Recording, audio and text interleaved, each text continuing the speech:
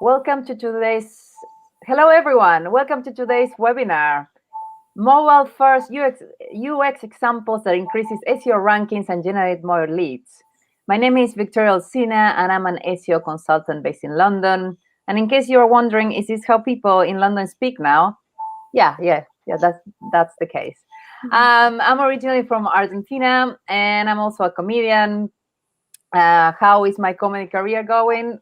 Well, I host SEO webinars now. I'm Today we have a great panel of SEO specialists and an incredible presentation. And I also have an icebreaker for each of our guests.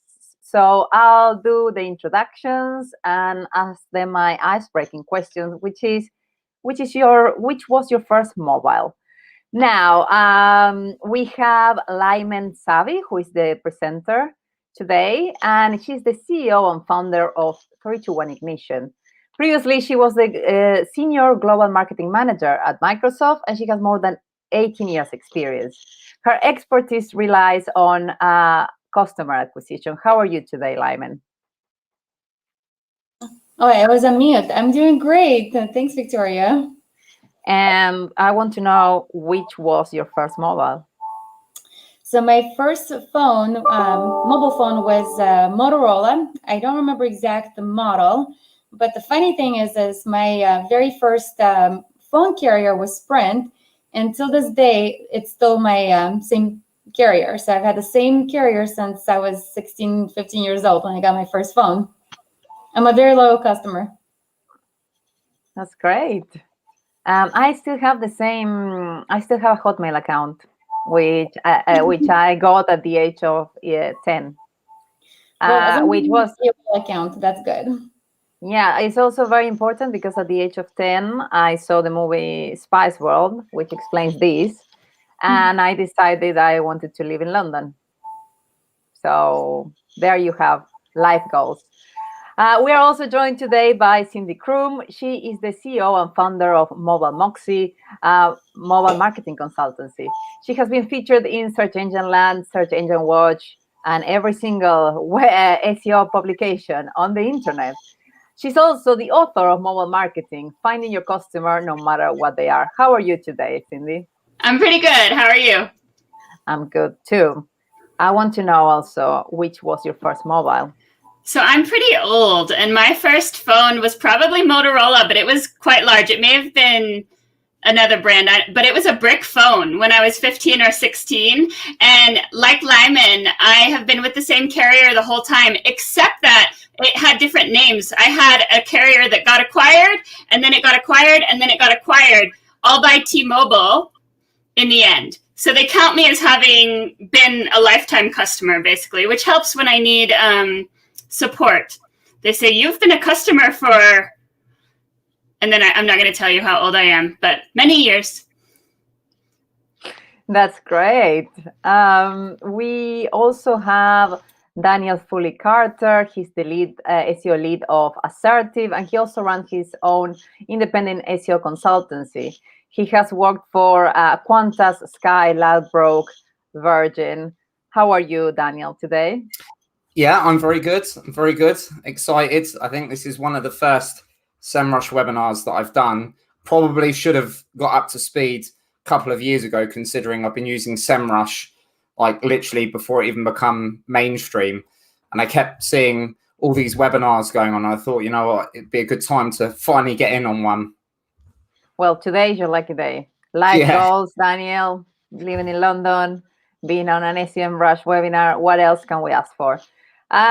Great. So let's, as I said, today we have a great presentation by Lyman. She's going to be speaking about mobile experience versus mobile first, responsive versus mobile first experiences. And I have already seen it. It has great insights. So, Lyman, are you ready? Yes, I am. Yes, great. Also, before we start, sorry, I forgot to tell our audience that if they have any questions, they can put it on the chat, and we are going to be answering these after the presentation. So just, yeah, If you want to know about mobile experience, today is your lucky day. We are all Daniel today. Yep. Okay, I'm gonna start sharing my screen right now. Let me know when you guys could see it. Can you guys see it? Can you guys see my screen? Yes. Okay. Yeah, I can see it. Okay, so the title of the webinar today is Mobile First UX Examples that Increase SEO Ranking and Generate More Leads. So as Victoria mentioned a little bit about me, I've been doing marketing for 18 plus years. My expertise is customer acquisition, whether it's through lead generation or direct online sales. And I've worked in many different companies like Microsoft, Capital One, ING Direct, and so on and so forth. And now I'm the founder and CEO of 321 Ignition. So without further ado, so World Wide Web is 32 years old. So what that means is SEO isn't as straightforward as it used to be. Now there's more and more competing websites, which takes a lot more to stand out. The website speed and technical requirements are now ranking factors. The content standards are tougher because there's so much content. There's over 1.1 billion websites and 1 trillion pages, which means it's no longer just good enough to have short little articles with 300 words. So content quality is actually a ranking factor. And most importantly, now also user experience became a ranking factor, which is what we're going to cover today. So the agenda for today is what is mobile first indexing? What is the difference between mobile responsive and mobile first website UX design? And then we're just going to go through some side-by-side examples to show you the difference between mobile responsive and mobile first. So there's 3 parts to SEO. There's technical SEO, on-page SEO, and off-page SEO, as most of you guys are already familiar with. And technical SEO is the most important part because technical SEO, it's all about how the website was built and how easy is it for Google bots or Bing bots to actually crawl through their site, find the content it needs to index and ranking. And of course, we know Google bots have indexing budget and rendering budget. So the harder it is for Google bots to actually find the content, the less likely you are to actually show up organically. So now, once the technical SEO is all said, the next important part of the SEO is on-page SEO. So it's all about the content that you have on your website. If you're an e-commerce website, your content could be your inventory, as well as evergreen content like the research and blogs. The problem with inventory, of course, is that it changes on a daily basis. You're selling products, you're adding new inventory. So to focus just on ranking organically based on inventory is a little bit more difficult. So it's also important to produce a lot of ongoing evergreen content. So, but part of on-page SEO, it's also about the bounce rates and time spent on site and the user experience and internal linking, stuff like that. So we're going to talk about the user experience in a bit. And of course, the last part of SEO is off-page SEO, which is all about what other websites are linking back to your website. The more other websites are linking back to your website, it tells Google that you're an authority, a trusted subject expert on a specific topic. So of course, that helps with your SEO ranking as well. So here's the internet trends. So what we noticed is that in 2019, mobile internet usage have surpassed desktop. What you see on this chart is basically the blue line going down that shows the desktop internet usage, and the green line is the mobile internet usage. And so if you look across all industries, we usually see about 54% of the internet traffic is now mobile and 46% is desktop. But also, when you dive deep into specific industries, like, for example, automotive, which is the industry I'm in, we actually see the percentage of mobile visitors is significantly higher. It's 70-30, usually, sometimes even 80%. So we know the majority of people are now accessing the internet on their smartphone device. So it's all about how do you show up, how does your website show up on a mobile device? So because of those trends, as most of you guys know, the Google has switched to mobile first indexing. They first started experimenting with it a while ago. Then they said they're going to be rolling out mobile first indexing for all websites back in September. And then they delayed it a little bit until March 21st. So that was a couple of months ago. So now Google uses mobile first indexing for crawling and the ranking websites, all websites across the World Wide Web. So there's a little bit of misconception about how to protect your organic ranking. Does a mobile responsive website enough? Is it enough to, one, increase your ranking, and two, protect your organic ranking? And what's the difference between mobile first website? So there's three parts to ranking factors. One is the indexing and rendering. which is basically, does your website have the right technical SEO to make it easy for Google bots to find the content on your website? And so mobile indexing rendering is you're basically optimizing for Google bots to make it easy for Google bots to find your content. So both mobile responsive and mobile websites do a great job at that. The second part of it is mobile content parity. So for example, if your desktop website has more content, or it has more images, more words, more internal linking than a mobile website, then once Google switched to mobile first indexing, you might experience some traffic loss, because if Google sees less, if your mobile website offers less, then Google sees less. However, mobile responsive websites usually do a really great job at meeting that requirement as well, because mobile responsive website just means it's a desktop website, responds to mobile, so it's the same amount of content.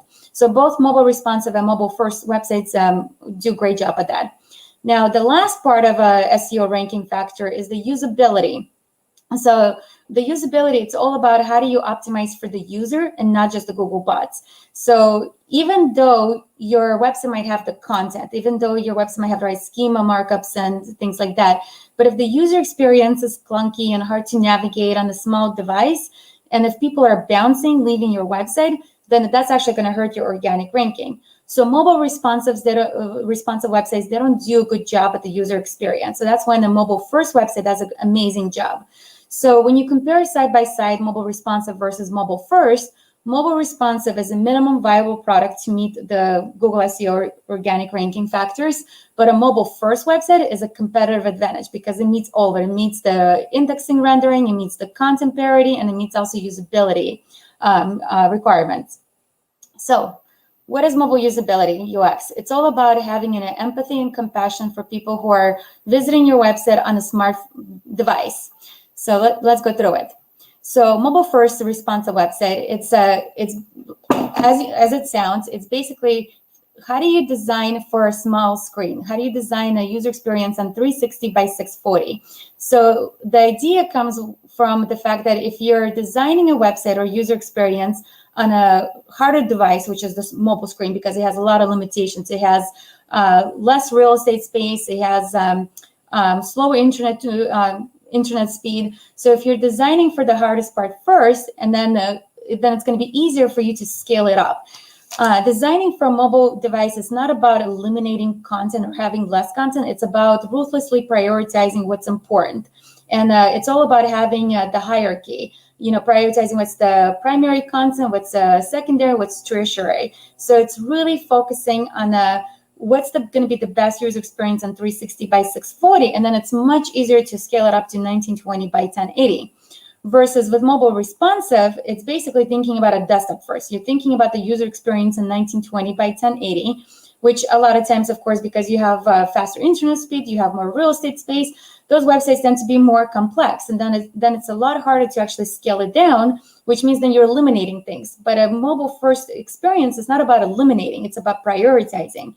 The other benefit of a mobile first website is thinking about the mobile user context and thinking about the different scenarios. What would be helpful to a user when they're on a smartphone on a 360 by 640, and how do you make it easy for them to take action? How do you make it easy for them to find the information they need? So mobile first, it's all about thinking about the mobile experience, perfecting that user experience, and then of course it's easier to scale it up.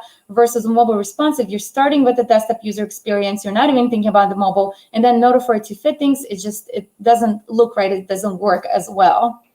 So one way I like to compare what is mobile first versus mobile responsive is like, imagine, for example, you have pebbles and you put those pebbles in a jar. Even though you could fit a lot of pebbles in a jar, but there's holes and there's gaps that just don't fit perfectly. Versus if you have sand and you put it in a vase, doesn't matter the shape of the vase. Mobile first websites, it's proactive. It's thinking about that shape immediately and making everything fit perfectly into that curvy, weird looking type of vase. So with mobile first, it's really designing the best user experience to make sure everything fits perfectly. So here's an example of a Zillow website. So, Zillow is a multi-billion-dollar company. And they're a real estate marketplace. So if you look at their search results page on a desktop right here, you will see a map and then you will see the listings.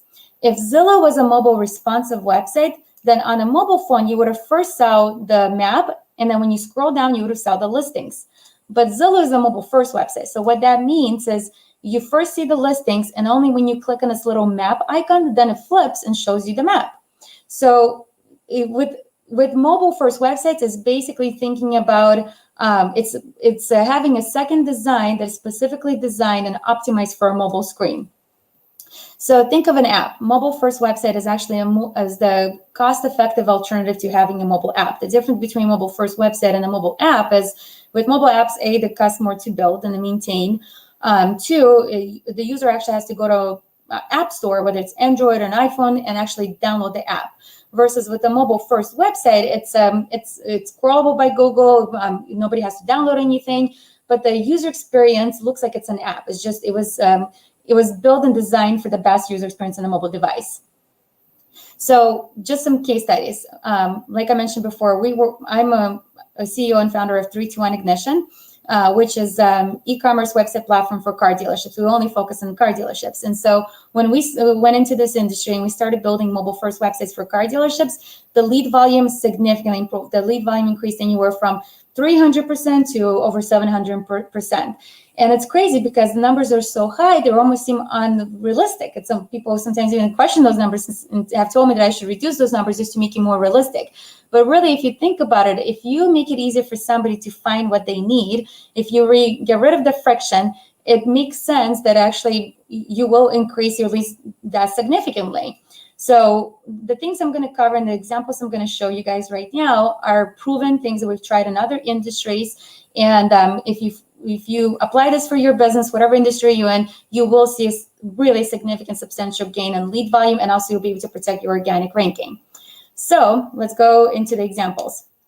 So one way to think about the mobile first websites is thinking about the history of websites on a mobile device. So back in the days, when the smartphones came around, you were able to actually visit your website, your desktop website on the phone's device, but you had to pinch and squeeze, zoom in to be able to actually, use the website. Then there were M sites, which is basically the second version of the website. And the M sites, the mobile sites, it was everybody knew that you would get less content. Everybody knew that, hey, if you go to the desktop screen, you're going to be able to have access to more information. But if you're on a mobile device, you only be able to get the most important information, like call the business or get driving directions. But it wasn't really a full, complete site. So then you used to have this little link that says visit full website. But then people expected that whatever they could access on a desktop, they should be able to access on a mobile device. So that's when mobile responsive websites were built. So you started with designing the website for a desktop, and it's accessible to a mobile device. But as you could see here, the mobile experience is just not as good, and this is just a sneak preview. So the mobile first website is the next generation. It's the next generation of digital retailing is mobile first. It doesn't matter what industry you're in, whether it's a B2C or a B2B or a SaaS company, everybody does their research online. People access information on a mobile device. So mobile first, it's all about thinking, it's about obsessing over how do you prioritize content, how do you make it easier for somebody to see it on a smart device. So here's a side-by-side example. Bob Ruth Ford is one of the dealerships we work with. Before they switched to us, they were with a different website provider. And here's their homepage website. So as soon as you go to bobruthford.com, this used to be their old mobile responsive website. So immediately right here, you see how much space the top navigation takes up. Their logo, their little menu bar. It's wasting a lot of space. It's wasting about 1/4 of a screen size. So immediately we know that this website wasn't built for mobile device. The other example of a mobile first website is the banner ads. So as an example, with Bob Ruth Ford, if you scroll down, you used to be able to see this little banner right here, but it was a JPEG or PNG. JPEG and PNG banners, even though they're accessible on a mobile, but because it shrinks it down, it's actually really hard to read and see what it says on it. So it's almost pointless even having those banners. Versus with mobile first websites, your banners are HTML5. So what that means is it's code. So like, for example, right here where it says honest prices, no games, compare prices anywhere. So that's old text. So you have a background image, but then the actual content is in HTML5. So when the website shrinks down to a mobile screen, you could actually still see and read the text. And it's also mobile first websites. It's all about prioritizing the visual hierarchy. So as you can see here on a mobile first website, we really focus on what is the value proposition message, why buy your car from Bob or Ford, and then it's the buttons. What actions you want to take? The primary call to action is search inventory. Secondary call to action is get pre-approved or schedule a service. Most people that go to dealership websites, they want to also, they're new customers or old customers who need a service appointment. Versus like if you look at the mobile responsive website, there's 4 buttons and they're all the same color. So there's really no visual hierarchy. So one of the most frequently asked questions I get is, well, if a website is mobile first, does that mean we need to then build a second website for desktop? And the answer is no. Mobile first websites are both mobile and desktop. It's this mobile first website is designed for mobile, but it also looks great on a desktop. So the presentation I'm going to show you guys, it's all focused on the side-by-side examples of mobile, but of course, the desktop experience also needs to look amazing. So here's another example of a B2C e-commerce website, flowers. So it was just the Mother's Day, so I was looking at a bunch of flowers.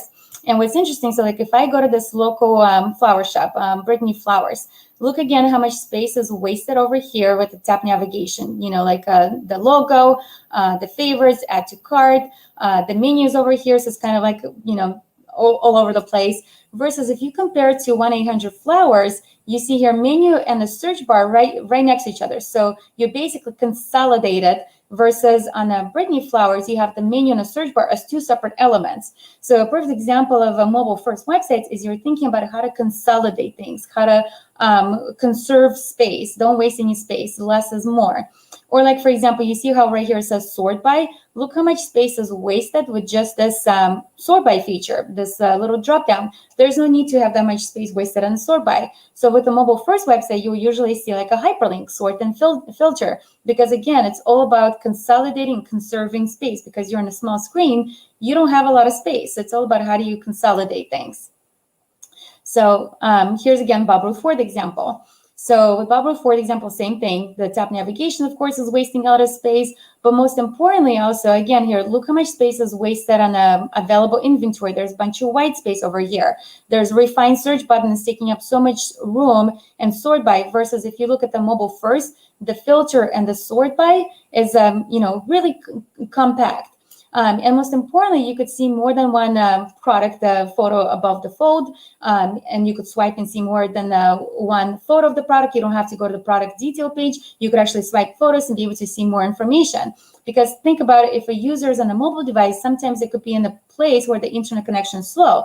So you want to make it easy for them not have to wait to click on a product, wait for the page to load, to go to the vehicle details page. You need to be able to actually allow them to see and browse through the products as quickly as possible.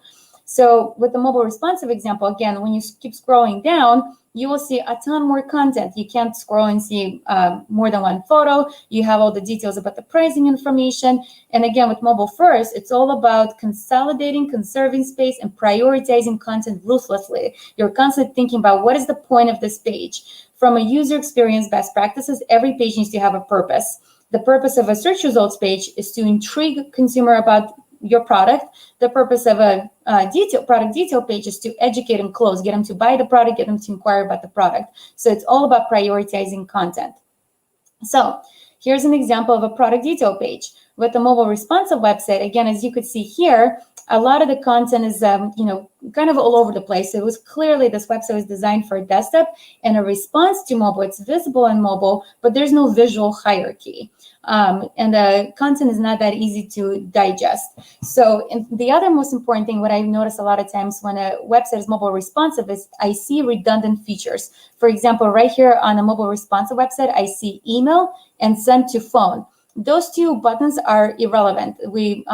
The website provider shouldn't have wasted the space on those 2 buttons, because on smartphones, you have this little, whenever you're visiting any website, you have this little gray bar, and this gray bar has this little share feature. And if you click on this share feature, it automatically opens up for you to be able to share the website by email or by phone, like to send a text message. So they should have conserved the space and eliminated those buttons. So as an example with mobile first, in the contrast, as you see here, when somebody comes to a product detail page, it's all about the sequence of thought. When people are looking at the products, they want to know is, do I want this product? Can I afford this product? And then how do I buy this product? So the way the visual hierarchy is really prioritizing those elements. So, first we're showing the product images. You could swipe, you see more information about this vehicle, the miles, the condition. So, do you want this car? Yes, I do want this car. This car is beautiful. Can I afford this car? Well, here's the price and here's the estimated monthly payment. So again, it's consolidating relevant information next to each other. So that way a person doesn't have to scroll down back and forth to find out that information. Then the next hierarchy is, okay, well, how do I buy this car? So you could schedule a test drive or you could buy it from home. So again, as you could see here, everything is compartmentalized, it's simplified. There's a hierarchy in terms of a primary call to action, secondary call to action, and it's leveraging mobile native features and hiding redundant elements that are not necessary so you could conserve space. So the other important thing in terms of a mobile first is, again, the number of buttons you have. A lot of times I'll see websites will have too many calls to actions. And the rule of thumb is when everything is important, nothing becomes as important. So as an example, the poor UX is where you have, this example has 9 buttons and they're all various colors. Versus like if you go to Amazon, you'll see there's only 2 buttons, add to cart or buy now. Same thing with the Bob Ruth Ford website. There's 3 buttons, ask a question or how do you buy a car? Do a scheduled test drive in person or buy it from home. Everything else is a hyperlink. It's tertiary. It's not that important. So it's really about obsessing and ruthlessly prioritizing the content. What's the primary content? What's the secondary? And what's tertiary? The other most important thing about mobile first is you never use iframes. Iframes are really bad for SEO because iframes means it's a website inside of a website. Google can't crawl website inside of a website. So not only is it a really bad for SEO, but it's also a really bad user experience because imagine if you're on a desktop and you have an embedded iframe website, it's difficult to use, it's not ideal, but at least it's doable. But when you're on a mobile device, those iframes are even worse because now you already have limited space and now you just made another website inside of a website. It's horrible. So one, it hurts your mobile SEO ranking, and it's also just a poor user experience. People are less likely to complete the form. The other thing about a mobile first is, like I mentioned earlier, it's all about thinking about the user context. What are the most important mobile features that will be helpful to a user when they're on a smartphone device, when they're in a different scenarios? So as an example, in this example, I'm using long lead forms. For car dealerships, they have credit applications. Credit applications are really long forms. So how do you get somebody to complete a really long form? Our credit application actually has a 55 to 65% completion rate, which is like unheard of. Like who has a 55 to 65% completion rate when the lead form is super long? And the way we're able to accomplish this is, again, because we're thinking about the mobile user context. So for example, when somebody clicks on an email address, the keypad changes to have an @ sign. When somebody clicks on the phone number, on a zip code, on an income range, the keypad changes to numeric keypad instead of an alphabet because it's easier for somebody to actually, enter the number that way. So think about it. It's about having an empathy on a person who's typing things with one finger. How do you make it easy for them to type with one finger? Including, for example, Google Maps integration. If you're asking somebody to put in an address, make it easy for them not to have to put in a full address, typing one thing at a time with your finger. So with Google Maps integration, as soon as a user starts typing the address, it starts giving them suggestions and saying, hey, does this address match? And then the user, all they have to do is click on the address and it pre-populates a city, state, zip code, all that information for the user. So it's all about how do you leverage mobile native features and how do you leverage any features to enhance the shopping experience for a consumer. It's really thinking about having an empathy for a person who's doing something on a mobile screen. And of course, the most important thing is if you have checkouts, where somebody has to enter credit card, leverage tools like Apple Pay and Android Pay. Don't force somebody to actually have to put in their credit card information. Many times I've actually, I love fashion, so I browse on Instagram all the time and I look for e-commerce stores with cute clothes. And every time I found a boutique store where they have amazing clothes, but they're forcing me to go put in my credit card. I don't have time to go find my wallet and put in the credit card. I almost never actually complete the transaction. But if they have an Apple Pay, I'm sitting on my couch browsing, and looking at some clothes and watching TV, and I'm like, oh, this is a cute dress. And I just double tap, click, and that's it. It's done.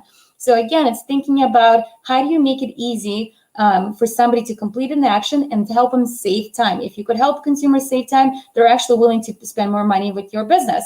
As an example, with Amazon, I buy a skincare product called Exposed Skincare. I could buy Exposed Skincare directly on their website versus going on Amazon. If I buy it on Amazon, it's going to cost me 24% to 30% more. And guess what? I still buy it on Amazon because it's easy for me, because Amazon helps me save time. I don't want to have to go to a website, create a login, put in my credit cards. It's just too much time. It's too painful. So I would rather spend 25 to 30% more for the exact same product because it's easy for me to check out.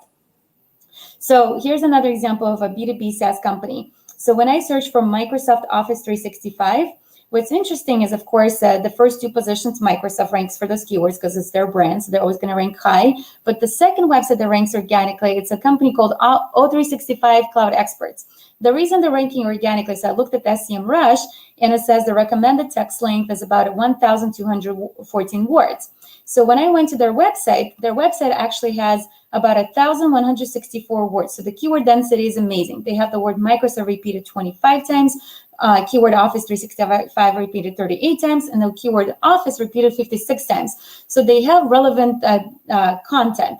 However, pretty soon this page is going to start dropping in ranking. And the reason why is because when you land on this page, you could clearly see this page was optimized for Google bots. It wasn't optimized for the user experience. So look how much content there is. Like one of the things to think about mobile user context is when you have a lot of text on a desktop screen, because the desktop screen is a wider screen size, the copy might not look very bulky. But when you put the same amount of text on a mobile device, then all of a sudden the copy becomes overwhelming. Nobody's going to read this copy. So it's all about thinking about how do you say communicate your value proposition with fewer words.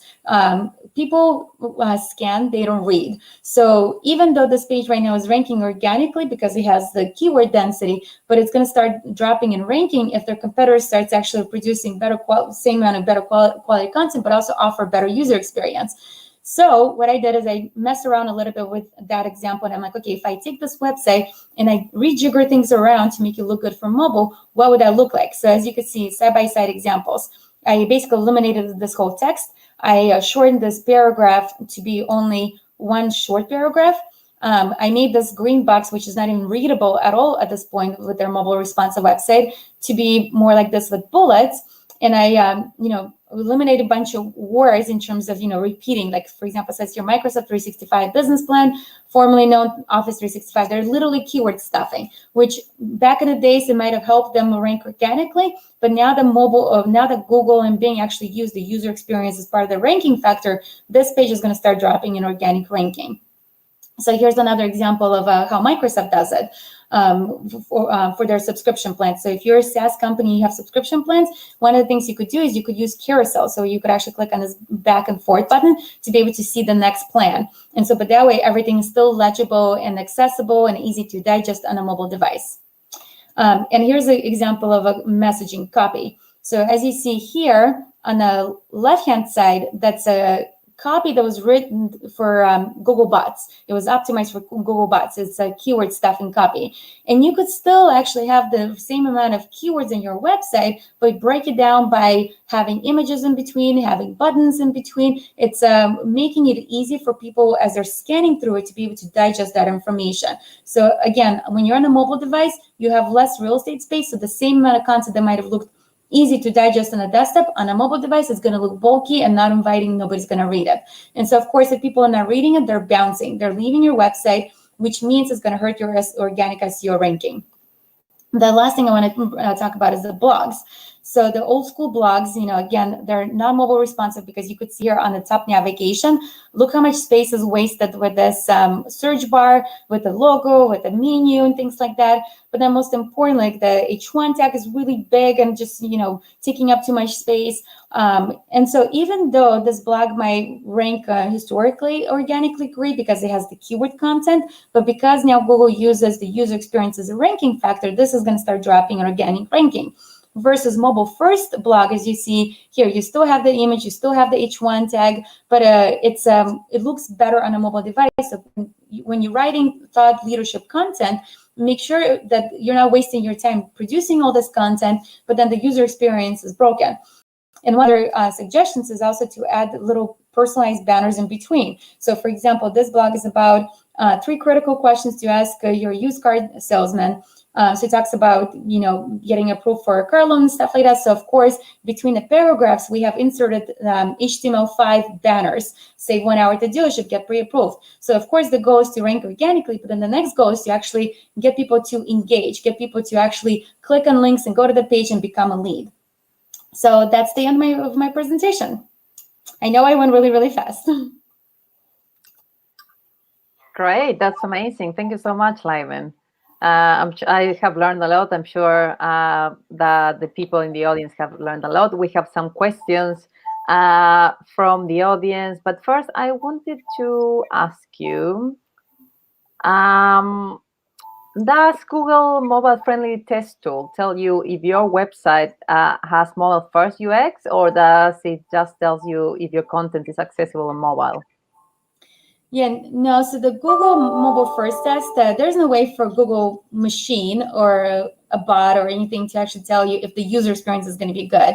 The only thing the Google bots tests, Mobile First test could tell you is that, is your content accessible on a mobile device? Are the images are blocked, or is any content blocked? But it doesn't actually tell you what's the user experience going to be like. The way Google uses to see if the user experience is great is it looks at metrics like the bounce rates and the click-through rates, the average time spent on site. So the only way to actually really know if you have a good user experience is to obsess over designing, like applying all the best practices I shared, the side-by-side examples, launching the website, and then seeing your engagement rate, seeing like, are you getting more leads? Are you getting more people staying on a site? Are you getting more people clicking to other pages, and so on and so forth? Great. That's great. So I have a question for Daniel, actually, which I know you do a lot of work on WordPress. And there is a question from the audience that says, what's the best WordPress theme for mobile first? I'm using Astra, which is fast and mobile response, but it would be nice to test a mobile first theme sometime. What do you think, Daniel? Any opinions? Okay, so I've worked with a lot of different content management systems, and I've worked with a lot of different WordPress themes. I think realistically, any page builder, it really depends on how the page builder is used, because what people typically tend to choose a page builder for is ease of use. And now more than ever, whether or not the page builder is light on code. So I'll give you a scenario, something like Astra or Divi or Oxygen. People choose these page builders because they're intuitive, they're really easy to customize content, but that doesn't necessarily mean that solves a problem. So in terms of mobile responsiveness, most off-the-shelf page builders will automatically scale the page so that if you build it in a desktop environment, on a mobile environment, it will render correctly. But in terms of actually getting it right from a mobile first perspective, that comes down to the person that's actually building the page, not the page builder itself. Cool. And do you have any preferred page builder? You mentioned Divi, and then I know that there's a lot of Divi versus Elementor fandom. I know it's not Twitter. I have seen some trolling on the comments. Very passionate opinions on SEO for some people, but what do you have any favorite, Daniel? Or how would you approach this? So I've worked in so many different environments with so many different businesses, whether they've got an off-the-shelf CMS or something bespoke. From a WordPress perspective, it's really down to preference. So I can say now that there are page builders that are better than others in terms of code output. However, every time a new page builder comes along, it's lighter, it's faster, another company will outdo it. So for a long time, people used WP Bakery, Visual Composer. That was superseded by Elementor. After that, Divi came out, then Oxygen, then Beaver Builder. So what tends to happen is, like with everything on the web, things evolve. I personally, most of the sites that I work on use Divi, primarily because it's easy to get good core web vitals on Divi without creating horrible CLS issues or horrible pre-render issues where the page loads, it's malformed, and then all of a sudden it gets itself together just for the sake of getting a good Core Web Vitals score. So Divi is really good. Astra is good. Elementor is good. But I have to say, of all the communities that I've been a part of, people seem to think that Oxygen is actually probably one of the lightest, fastest page builders for WordPress, and out the box, easiest to optimize. But personally, my own preference is Divi. And I think the good thing with Divi is you pay for it once, and then you can use it on as many different sites as you like. Cool. Great. Thank you for this. What about you, Cindy? Do you have any Divi versus Elementor thoughts, or do you generally work on, I don't know if you work on WordPress generally, or you work on websites that are purposely built for mobile with custom backend and custom design? Yeah, for the most part, we work on bigger sites that tend to move away from WordPress because they have a bigger, more complex CMS. And we're doing more stuff in the cloud with the edge and pre-rendering and stuff like that. But I just want to kind of separate out some topics here because I feel like things are getting a bit muddy.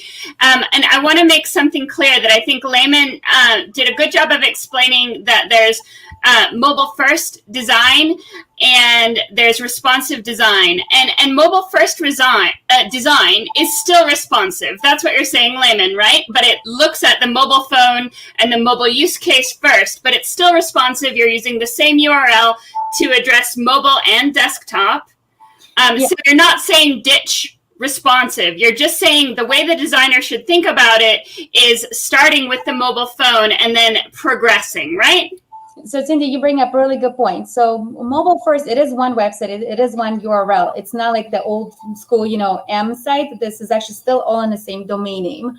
The difference is that when somebody accesses your website on a mobile device, it is two different codes. So it's basically coding twice. It's a twice amount of design, twice amount of QA, twice amount of everything, because it is a second design. So it's like a mobile responsive means like you're taking the same code and columns start shifting around to make it fit into your mobile, versus mobile first design is really actually potentially the code will have a little bit more elements in it to make sure, well, when you're on a mobile screen, this should actually be here versus there. So it is twice the amount of development, twice the amount of QA, and twice the amount of design, but the results are significantly better, but it is still one URL. Okay, so what you're talking about is then more like adaptive design, where you're using the server to recognize the device, and then you're sending different content, right? Is that what you're saying? Yes, you're serving different design. The content is the same, so you still have the same amount of words, you still have the same amount of images. It's just the way it's designed and laid out is different. Okay. All right. I just wanted to make sure that that was clear for all of the users, because I think the terminology can get confusing, because you're talking about mobile first design, and in SEO we talk about mobile first indexing, and they're not necessarily the same thing.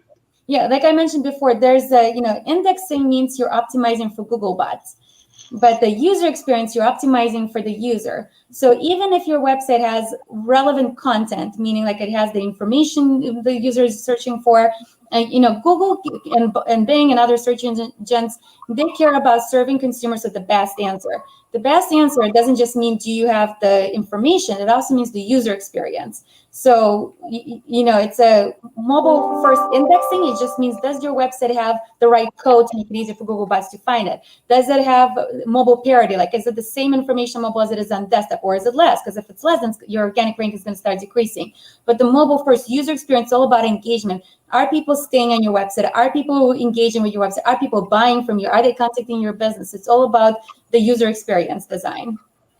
Yeah. I have to jump in briefly because I've done a lot on the testing side of things. So one of the things that I've made it absolutely a priority is testing, because I think I spent a long time in the SEO industry following, Danny Sullivan, Matt Cutts. I used to follow pretty much all the guides that came out, and having been in very stressful situations over the years, working with corporate businesses, having sites that didn't adhere to best practice, didn't play by the rules, always come up in conversations. So one of the interesting things is that on the mobile UX front, what's really interesting as well is that a good part of Google's core algorithm, RankBrain, that is obviously looking to shift search results around based upon elements of user behavior. There's still large gaps in RankBrain from the testing. So I'll give you a perfect scenario. If you go to Google right now and you type in VAT calculator, the lead result is not mobile friendly. Now, because I've done work on that site, I know that a majority of the searches were conducted on desktop. So the fact that on a mobile device, it came up number one, even though the page isn't mobile friendly, this is, 3-4 years into RankBrain, and we've still got a large portion of sites that aren't mobile first, aren't even mobile responsive, still ranking in the index. Means that I think these kind of factors are probably more shifted at the moment towards e-com, primarily because in e-com, Google's got a consistent model to see whether or not, people are transacting. Whereas on a service-based industry, someone might go to the site, see the phone number and call, and Google doesn't understand whether or not that person transacted. And I'm seeing more and more on the shift front. I'm still seeing so many sites that don't pay attention to mobile UX, aren't even mobile friendly, and they still rank. And obviously, I think Google's still trying to play catch up on that front. Well, and let me piggyback on that a little bit, Daniel, because I agree with what you're saying. And that's where I want to draw another distinction is when you're talking about mobile first design and what converts and pushing people down a funnel, that's one thing. And engagement is a ranking factor, but Google has said explicitly that bounce rate is not.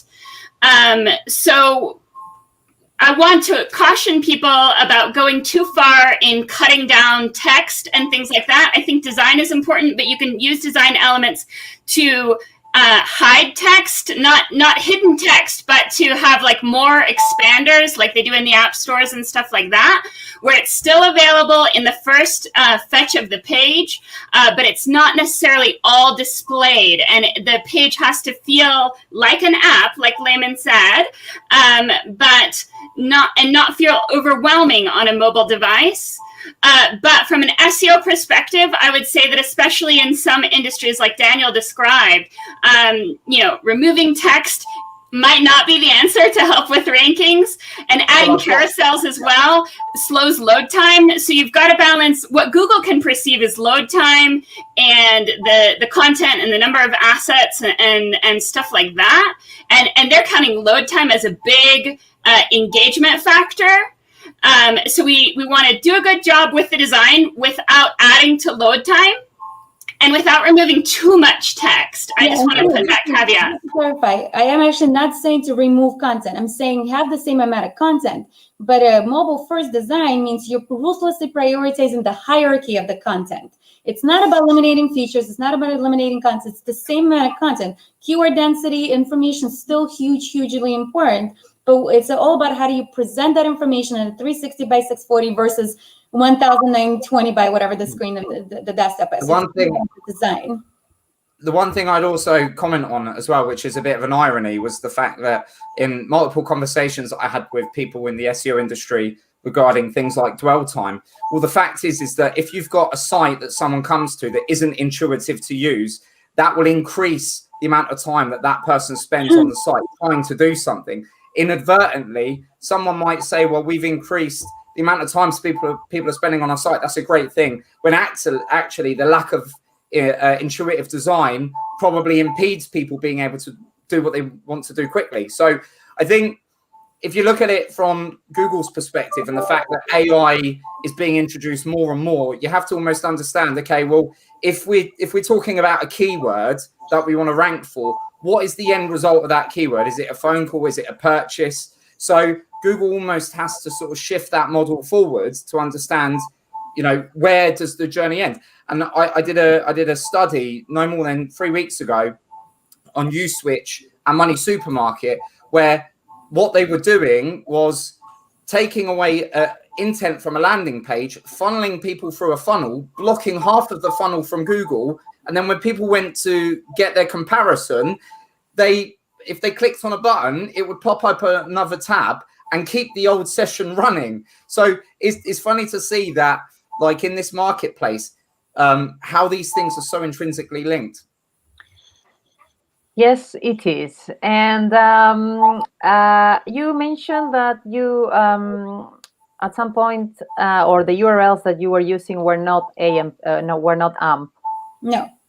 What's your? I know that there is again a lot of for and against AMP for mobile experience. What's your view on that, Lyman? Well, AMP sites are great for like news type of websites, just where it's just content. But when you're an e-commerce website provider, there's a lot of JavaScript code, of course, is required. The inventory updates and the feeds. Like for example, dealership websites are really complicated because not only do you need to pull the inventory from their inventory provider, but also from the manufacturer's incentives and rebates and all those integrations. So dealership websites are not AMP websites, but of course their blogs could be AMP sites, their article pages, their research content could be AMP sites, but the e-commerce section of its own, it's not an AMP site. Thank you for that. And let's take one more question from the audience. So regarding the use of carousel sliders and collapsible features, is that something? Well, you showed some examples that use this feature. What do you think about those? Because many times Google doesn't like the overuse of JavaScript, but from an accessibility point of view, is this something that you would use more on mobile to summarize information? Yeah, so great question, because I actually get this question asked all the time. So here's an example again of the Bob Ruth Ford example. So then the number one question we get is, one, are people clicking on those sliders? What's the point of doing those sliders? So oftentimes I'll see where businesses, and especially in the automotive world, they're notorious for it, where they'll have like 6 or 8 sliders. Nobody's going to sit there and watch 6 or 7 sliders. So maybe having 1 or 2 or 3, sure, that's a good idea, because you want to tell consumers what makes you different, why buy from you, why shop with you, versus like, as you could see here with this mobile responsive example, above the fold, you don't even see the banner, but only once you've actually let me do the preview mode here, but only once you've scrolled down, then you see a banner, but it's a JPEG or PNG, so it's shrunk, so it's small and it's hard to read and see what's on it.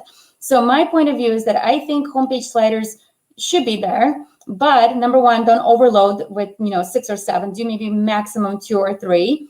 2, make sure they're HTML5 and not just a static JPEG PNG, so it's text, so it's easy for Google to actually crawl and be able to see what's on it, and it doesn't take much to render text. So I do think there should be there, but it's all about the execution. The devil's in the detail. Yes, it is. And I think do we have time for one more question? I think we do. Ronald Garcia asked us, how would you approach a content-heavy site like an attorney website? I mean, there's nothing heavier than automotive websites. So if automotive websites could be still loading really fast, then the attorney website can. I mean, content text actually doesn't take that long to load. What takes a really long time to load is all the JavaScript stuff.